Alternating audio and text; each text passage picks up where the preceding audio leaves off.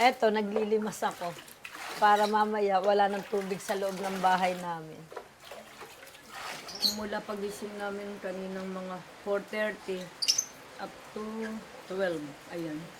Hindi ang tagal din. Kaya talagang sumasakit na yung mga paa ko. Lahat kami dito puro sa paano talaga. Ang sakit ng ano namin nararanasan. Ano? Ayan, saging. Okay.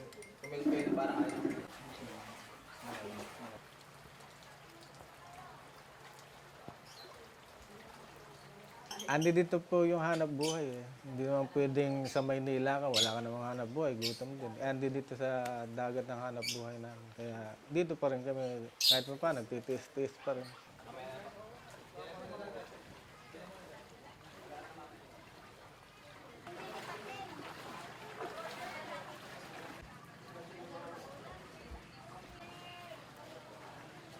What we need to do really is to reduce greenhouse gas emissions.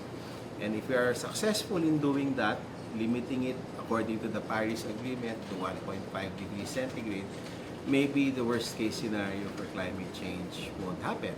But it requires a global effort that comes mainly from the global north, because they are the ones who are highly industrialized and they are the ones who pollute our atmosphere with CO2 and other greenhouse gases the most.